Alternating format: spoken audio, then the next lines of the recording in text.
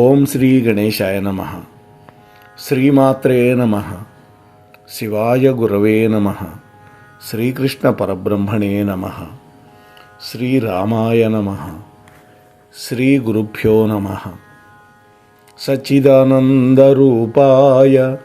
విశ్వోత్పత్యాదిహేతవే తాపత్రయ వినాశాయ శ్రీకృష్ణాయ వయం నమః. ప్రియ భగవద్బంధువులారా, మునుముందుగా ఈ వీడియోని వీక్షిస్తూ ఉన్నటువంటి మన మోహనవాణి వీక్షకులందరికీ సంక్రాంతి శుభాకాంక్షలు. సంక్రాంతి అంటే సంయక్ క్రాంతి. సూర్యుడు ధనుర్రాశిలో నుంచి మకర రాశిలోకి ప్రవేశించేటటువంటి పరమ పవిత్రమైనటువంటి రోజు. ఇది అందరికీ తెలిసిందే. కానీ ఈ సంక్రాంతి పండుగలో అంతకు మించినటువంటి ప్రత్యేకతలు చాలానే ఉన్నాయి. అవేంటో చూద్దాం. కొన్ని కథలు ఉన్నాయి. పూర్వం రామచంద్రుడి యొక్క వంశం అంటే ఇక్ష్వాకు వంశంలో, సూర్యవంశంలో సగరుడు అనేటువంటి ఒక మహారాజు ఉన్నాడు. ఆయన 99 అశ్వమేధ యాగాలు చేశాడు. 100వది మొదలుపెట్టాడు. 100వది పూర్తయిందా దేవేంద్ర పదవికి అర్హత పొందుతాడు. అందుకని ఇంద్రుడు ఆ యాగంలో విడిచిపెట్టబడినటువంటి అశ్వాన్ని తీసుకువెళ్ళి పాతాళంలో తపస్సు చేసుకుంటూ ఉన్నటువంటి యోగంలో ఉన్నటువంటి విష్ణుమూర్తి యొక్క అవతార స్వరూపమైనటువంటి కపిల భగవానుడి యొక్క ఆశ్రమంలో కట్టేసి వెళ్ళిపోయాడు. ఈ సగర పుత్రులు ఒక భార్యకు 60,000 మంది ఉన్నారు. ఒక భార్యకు ఒక్కడే కొడుకు. ఈ 60,000 మందిని పంపించాడు వెతుక్కురమ్మని అశ్వాన్ని. వాళ్ళు వెళ్ళారు, భూమంతా వెతికారు, ఎక్కడా కనపడలా. అప్పుడు వాళ్ళ గోళ్లే పారలుగా ఉద్ధతి కలిగిన వాళ్ళు, మహాబలవంతులు వాళ్ళు భూమిని తవ్వుకుంటూ పాతాళ లోకానికి వెళ్ళారు. అక్కడ కపిలాశ్రమంలో ఈ గుర్రం కట్టివేయబడి ఉంది. చూశారు వీళ్ళు, ఓ ఈ ముని మన యొక్క అశ్వాన్ని కాజేసి ఇక్కడేదో తపస్సు చేసుకుంటున్నట్టుగా నటిస్తున్నాడు అని ఆయన మీదకు దూకారు. వెంటనే ఆయన ఒక్క హుంకారం చేశాట, అంతే. ఆయన చేసిన హుంకారానికి 60,000 మంది బూడిద కుప్పలై పడిపోయారు. ఆ తరువాత మనవండి పంపించాడు. అతని పేరు అంశుమంతుడు. నాయనా, మీ చిన్న నాయనలు ఇంతవరకు రాలేదు, వాళ్ళు ఏమైనారో చూసి రమ్మని. ఆయన వెళ్ళాడు. ఆయన కూడా పాతాళ లోకానికి వెళ్ళి అక్కడ కపిల భగవానుడి యొక్క ఆశ్రమంలో ఆ గుర్రాన్ని చూసి ఆ మహర్షికి వినయపూర్వకంగా నమస్కరించి అడిగాడు. అప్పుడు ఆయన అన్నాడు, నాయనా, మీ పినతండ్రులు ఉద్ధతితోటి నా మీదకి వచ్చారు. నా హుంకారం వల్ల అదిగో 60 బూడిద కుప్పలైపోయారు అని చెప్పాడు. చూసి ఎంతో బాధ కలిగింది ఆయనకి. వచ్చి తాతగారికి చెప్పాడు. ఆ గుర్రాన్ని ఆయన అనుమతితో తీసుకొని వచ్చి యజ్ఞం పూర్తయింది. ఆ తరువాత ఆ 60,000 మందికి సద్గతులు కలగాలంటే ఎలా అన్నప్పుడు వాళ్ళకి మేనమామ అవుతాడు గరుత్మంతుడు. గరుత్మంతుడి యొక్క సోదరి ఈ సగర చక్రవర్తి యొక్క భార్య. ఆయన అన్నాడు, నాయనా, ఆకాశంలో గంగా నది మందాకిని అనే పేరుతోటి ఉంటుంది. ఆ ఆకాశ గంగని భూమికి తీసుకొచ్చి దానిని పాతాళంలో ఉన్నటువంటి మీ పినతండ్రుల యొక్క బూడిద మీద గనక ప్రవహింపజేస్తే అప్పుడు వాళ్ళకి సద్గతులు వస్తాయి అన్నారు. ఆ తర్వాత అతను ప్రయత్నం చేశాడు, అతడి కొడుకు ప్రయత్నం చేశాడు. చివరికి ఆ వంశంలో పుట్టినటువంటి భగీరథుడు అద్భుతమైన తపస్సు చేసి గంగాదేవిని మెప్పించి ఈశ్వరుడు గురించి తపస్సు చేసి ఈశ్వరుణ్ణి ఒప్పించి గంగని ఆయన యొక్క జటాజూటంలో ధరింపజేశాడు. ఆ తరువాత శివుడి యొక్క అనుగ్రహంతో గంగ భూమి మీదకి వచ్చింది. ఆ గంగమ్మ భూమి మీదకి అవతరించినటువంటి పరమ పవిత్రమైనటువంటి రోజే ఈ సంక్రాంతి. ఈ మకర సంక్రాంతి రోజు గంగా నది భూమి మీదకి వచ్చింది. ఆ తర్వాత పాతాళంలోకి వెళ్ళి భోగవతి అనే పేరుతోటి ఆ బూడిద కుప్పలని తడిపి 60,000 మందికి సద్గతులు కలిగించింది. కాబట్టి భూమి మీదకి గంగా నది ప్రవేశించినటువంటి పరమ పవిత్రమైనటువంటి రోజు. ఇది మొదటి కథ. ఇక సంక్రాంతి పండక్కి గంగిరెద్దుల వాళ్ళు వస్తారు. దాని వెనక కూడా ఒక కథ ఉంది. పూర్వం గజాసురుడు అనేటువంటి ఒక రాక్షసుడు ఉన్నాడు.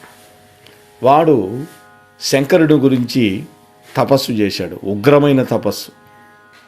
ఆ తపస్సుకు మెచ్చుకుని ఏం కావాలి వరం కోరుకోమంటే, నీ ఆత్మలింగం, నువ్వు ఆత్మలింగం రూపంలో నా కడుపులో ఉండాలి అని కోరాడు.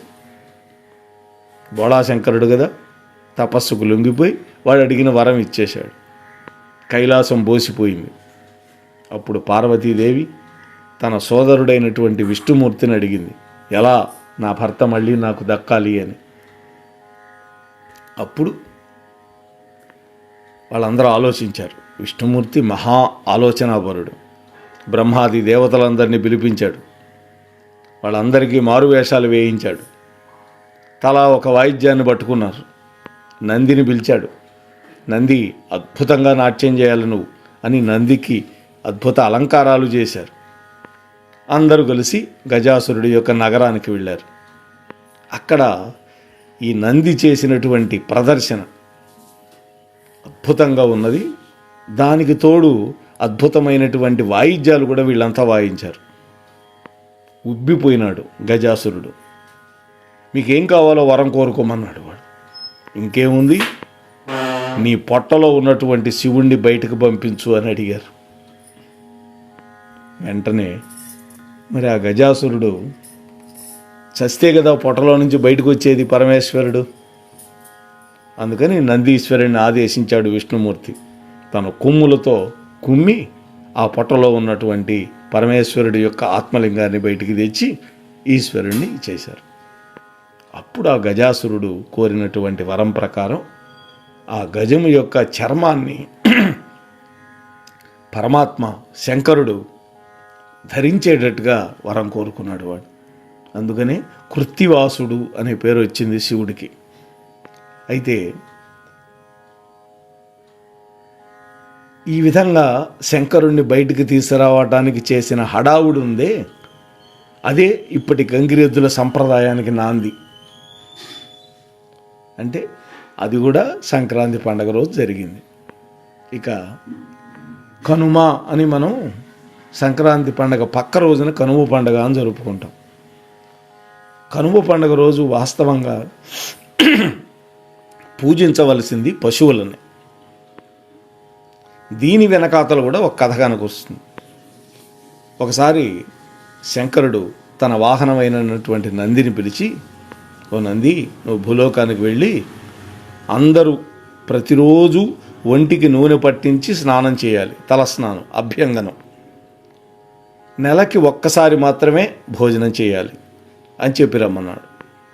కానీ నంది అయోమయంలో పడి దాన్ని రివర్స్ చేశాడు. అంటే ప్రతిరోజు ఆహారం తీసుకోవాలి, నెలకు ఒక్కసారి అభ్యంగన స్నానం చేస్తే సరిపోతుంది అని. దాంతో శంకరుడికి కోపం వచ్చింది. నేను చెప్పింది ఒకటైతే నువ్వు ఒకటి చేశావు. కాబట్టి ప్రతిరోజు మానవులు భోజనం చేయాలంటే ఆహారం కావాలి. ఆ ఆహారాన్ని పండించటానికి నువ్వే వాళ్ళందరికీ సాయం చేయాలి అని ఆదేశించాడు. అప్పటి నుంచి నందీశ్వరుడి యొక్క వంశస్థులైనటువంటి ఎద్దులు అందరూ కూడా వ్యవసాయంలో సహాయపడుతున్నారు. అరక దున్నటం, పండినటువంటి వస్తువులను మళ్ళీ ఇంటికి చేర్చటం, ఇవన్నీ ఎద్దులు చేస్తాయి కదా. ఆ ఎద్దులన్నీ నందీశ్వరుడి యొక్క వంశస్థులే వాళ్ళు. అందుకని పశువులు ఆ విధంగా మనకు ప్రయోజనకరంగా ఉన్నాయి. కాబట్టి ఆ రోజు పశువులను శుభ్రంగా కడిగి, ముఖ్యంగా ఎద్దులని సాక్షాత్తు అవి నందీశ్వరుడి యొక్క రూపాలుగా భావించి దేవాలయాల చుట్టూ ప్రదక్షిణ చేస్తారు, ముఖ్యంగా శివాలయం చుట్టూ. ఎందుకని నంది పరమేశ్వరుడికి వాహనం కదా. అందుకని చక్కగా కొమ్ములకి మెడలో గంటలు పట్టీలు మేము మా గ్రామంలో చూసేవాళ్ళం. అద్భుతంగా ఉంటుంది. ఆ రోజు చక్కగా తోముతారు, గడ్డేసి స్నానం చేయిస్తారన్నమాట పశువులకి. వాటికి బొట్లు పెట్టి నుదుటిన చక్కగా అలంకరించి పూలమాలలు వేసి తీసుకువెళ్తారు గుడికి. అక్కడ మాకు శివాలయం చెరువు అవతలు ఉంటుంది. ఆ భగవంతుడి చుట్టూతా ప్రదక్షిణలు చేయిస్తారు. దీనివల్ల ఆ పశువులకు రోగాలు లేకుండా సంవత్సరం పాటు వాళ్ళకి సేవ చేయగలుగుతుంది అని ఒక నమ్మకం. ఇక సంక్రాంతి పండగ అంటే మనకు గుర్తొచ్చేది గాలిపటాలు, పతంగుల పండగ. దీనికి కూడా ఒక కథ ఉంది. సంక్రాంతి రోజు నుంచి ఉత్తరాయణ పుణ్యకాలం మొదలవుతుంది. ఉత్తరాయణం అంటే దేవతలకి పగలపూట, అంటే అప్పుడే తెల్లవారింది, వాళ్ళకి ఉదయం అయింది. దక్షిణాయనం రాత్రికాలం. దేవతలంతా ఈ ఉత్తరాయణ కాలంలో ఆకాశంలో విహారం చేస్తూ ఉంటారు. మనం ఎట్లా తెల్లవారితే పనుల మీద బయటికి వెళ్ళిపోతామో వాళ్ళు కూడా ఆకాశంలో విహరిస్తూ ఉంటారు. అలా ఆకాశంలో విహరించే దేవతా గణానికి స్వాగతం పలికేదానికోసం, వాళ్ళ యొక్క దృష్టిని ఆకర్షించేందుకోసం రంగురంగుల పతంగులని ఎగరేయాలని చెబుతారు. అది ఈ సంక్రాంతి పండుగ రోజు ఎగరవేస్తాం. ఇక ఈ సంక్రాంతి పండుగతో పాటు ఇంటింటే అడుగుపెట్టేటటువంటి హరిదాసుకు సంబంధించింది కూడా ఒక ప్రత్యేకమైన కథ ఉంది.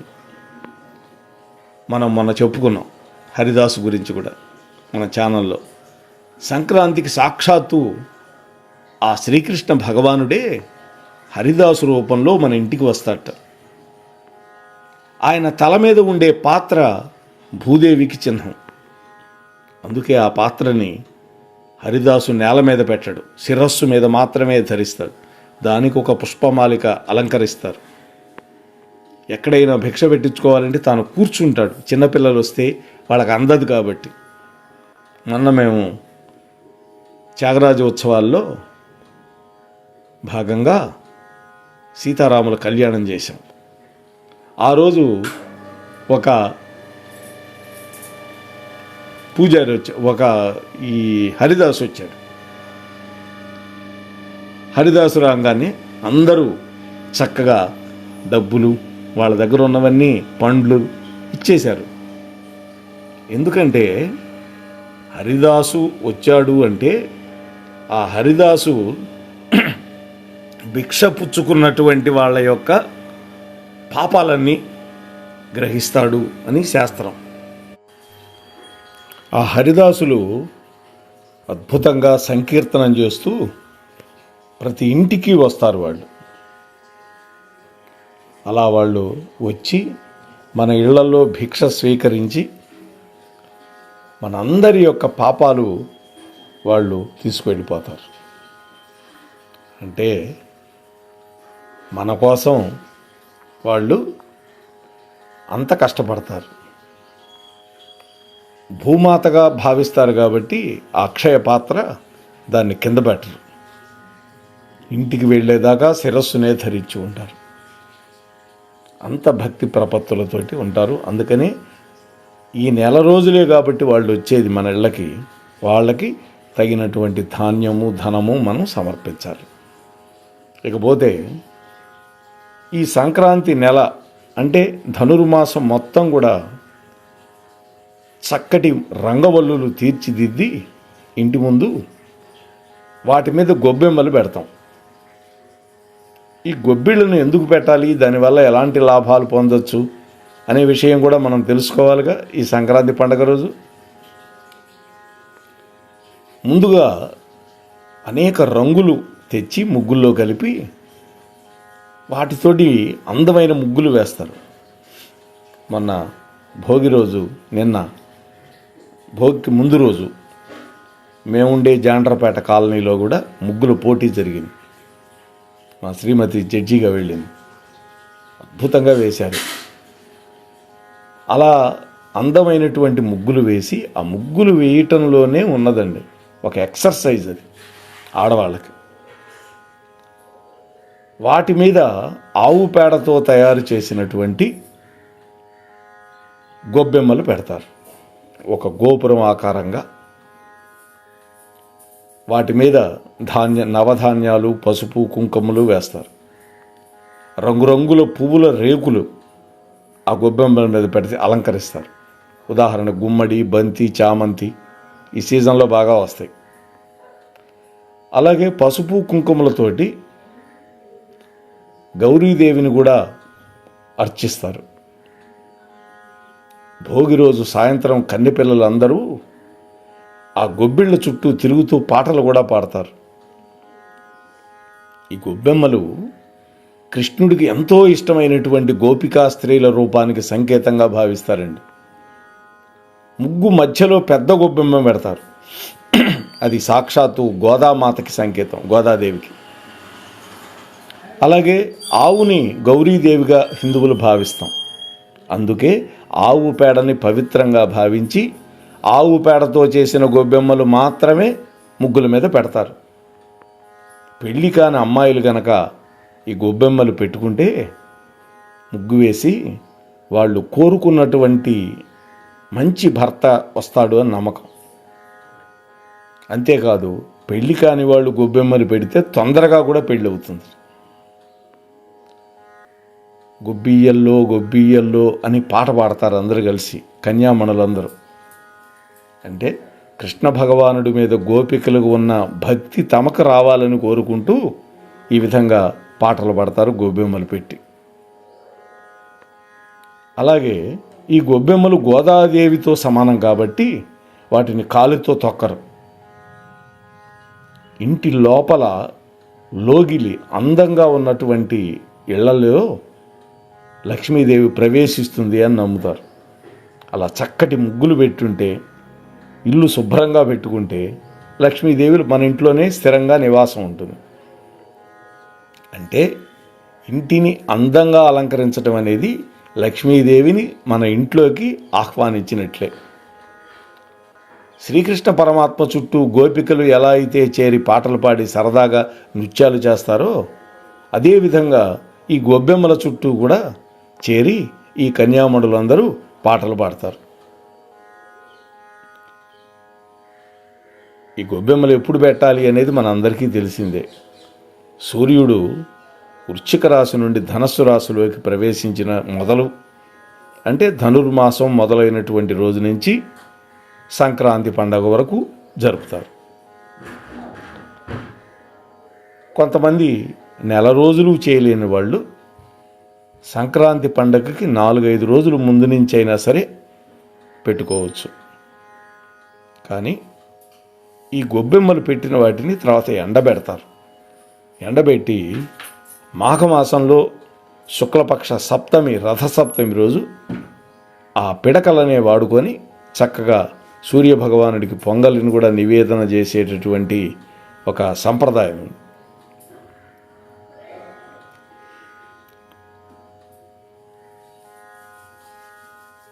ఈ విధంగా గొబ్బెమ్మలు పెట్టుకొని, అయితే ఇందులో శాస్త్రీయత ఏమైనా ఉందా అంటే శాస్త్రీయ కారణం కూడా ఉందండి.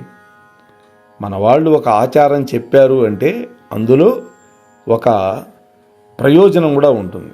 ఏది? ఆరోగ్యపరమైనటువంటి ప్రయోజనం.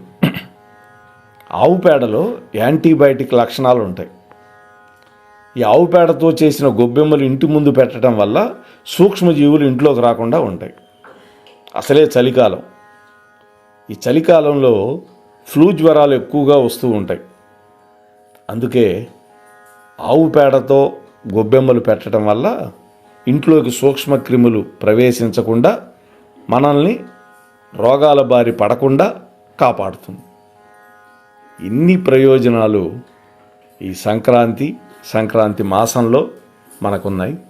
ఈ సంక్రాంతి వెనకాతలు ఉన్నటువంటి ఈ కథలన్నీ కూడా మరి మనం తెలిస్తే మనకు ఒక ఆనందం. ఎందుకని మన సంస్కృతి ఎంతో గొప్పది. ప్రతిదానికి మన పిల్లలు కారణాలు అడుగుతారు. హరిదాస్ వస్తే ఏమిటి, ఎందుకు పెట్టాలి, గొబ్బెమ్మలు ఎందుకు పెట్టాలి, ముగ్గులు ఎందుకు వేయాలి, ఇవన్నీ మనల్ని అడిగే ప్రశ్నలు.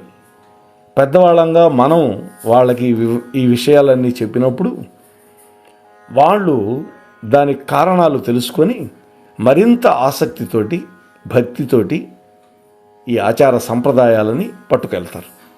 అంటే మన తర్వాత తరం వాళ్ళే కదా ఈ ఆచార వ్యవహారాలన్నీ కాపాడవలసిన బాధ్యత కలిగినటువంటి వాళ్ళు నేటి యువత. అందుకని వాళ్ళందరికీ చెప్పడం కోసం ఇవన్నీ సేకరించి మీకోసం ఈ వీడియో చేయటం జరిగింది.